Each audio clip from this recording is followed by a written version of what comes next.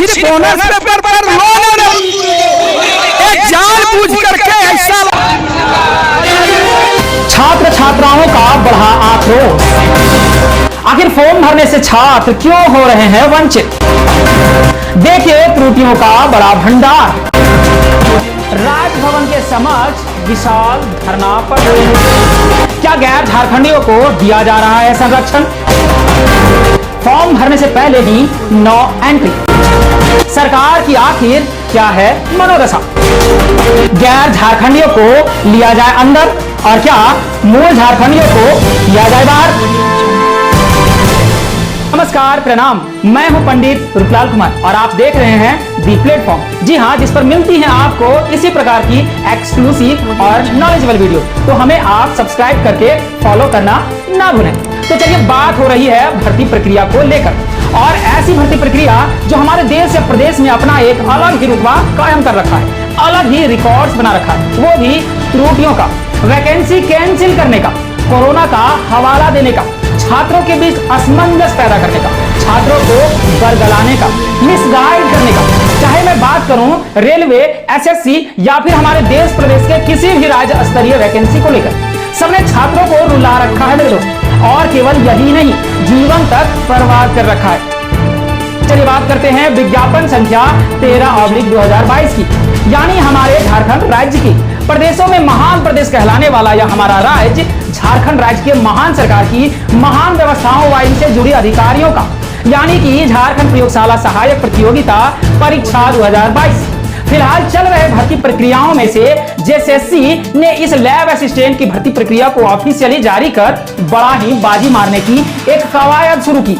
लेकिन बाजी कुछ यूं कि फंस गई मामला आकर छात्र छात्राओं के बीच, और वो भी उनकी अपनी ही हरकतों की वजह से। दिया हो गया विज्ञप्ति में, देखिए साफ साफ लिखा हुआ है, इसमें से किन्हीं दो विषयों में परीक्षा में अलग अलग होना चाहिए। बल्कि ऑनर्स के लिए हमारा 50% की आवश्यकता है और सब्सिडी के लिए 30% ये एफिडिंग मार्क्स है। लेकिन हम लोग को 50% दोनों में अनिवार्य माना गया कि जो सर 90 स्टूडेंट फिजिक्स से निकलता है तो हम लोग का हाथ छीन लेंगे सरकार।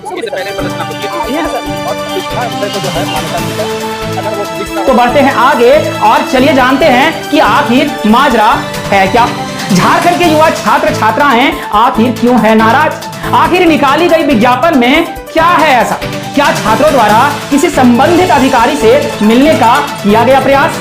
फिलहाल इतना सब कुछ चलने के बावजूद क्या छात्र छात्राओं को मिला कोई आश्वासन या परिणाम? इस आक्रोश व त्रुटियों को लेकर क्या कोई ऑफिशियल न्यूज? आखिर छात्र छात्राओं द्वारा सरकार से क्या है नम्र निवेदन? यदि सरकार द्वारा अनसुनी की गई तो आखिर आगे क्या करेंगे छात्र छात्रा? संपूर्ण राज्य के छात्राओं का आखिर क्या है, इस पर टीका टिप्पणी देखिए वीडियो।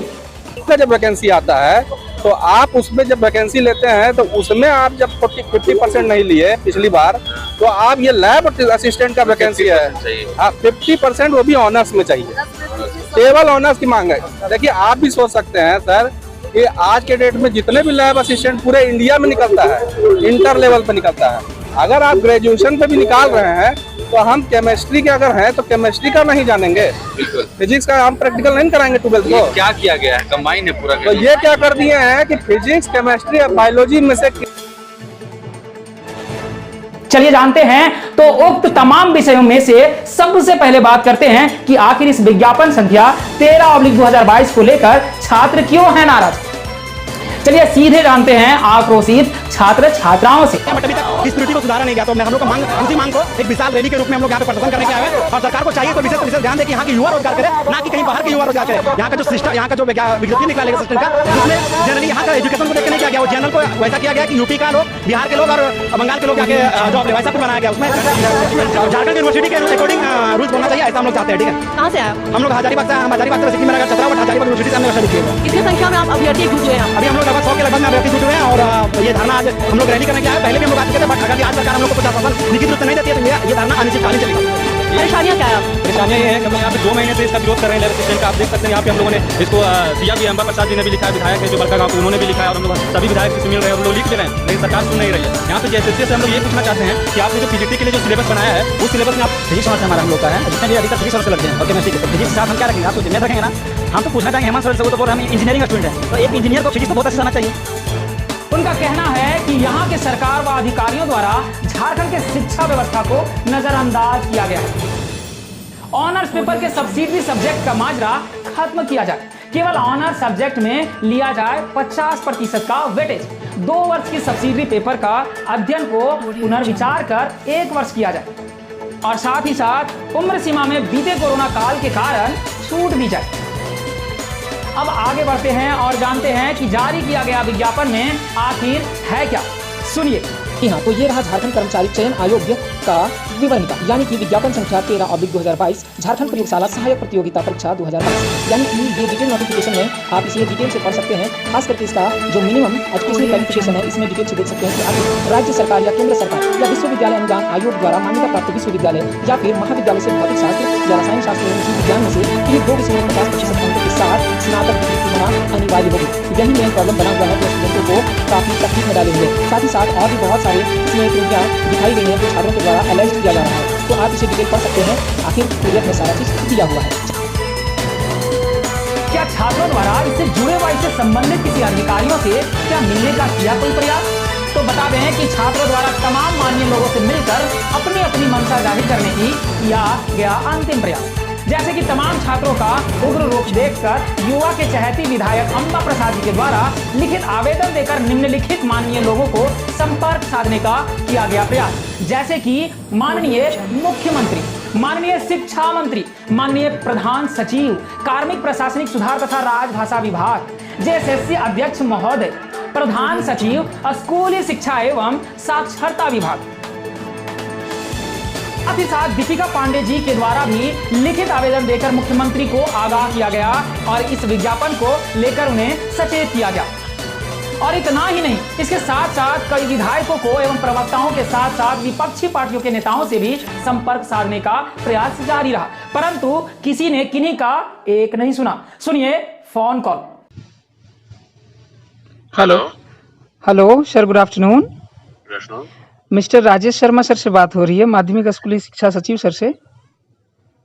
बताइए कौन बोल रहे हैं? जी, मैं हजारीबाग डिस्ट्रिक्ट से बोल रहा हूँ सर। एक्चुअली ये जो अभी लैब असिस्टेंट को लेकर के जो चल रहा है सर, इसके विषय में लेकर के कुछ अपडेट वगैरह आया? क्या अपडेट आना है?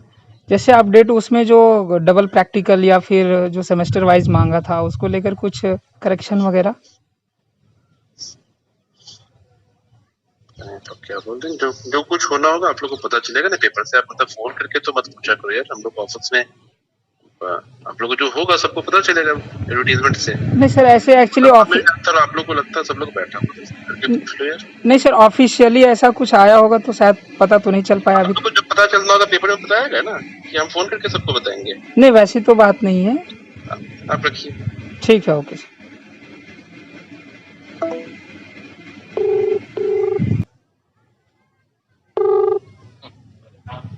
हेलो जी, गुड आफ्टरनून सर। जी बोल रहे हैं। मनोज पांडे सर से बात हो रही है हमारी। बोलिए सर। वो जो लैब असिस्टेंट को लेकर के इश्यूज था सर, उसमें कुछ अपडेट वगैरह आया?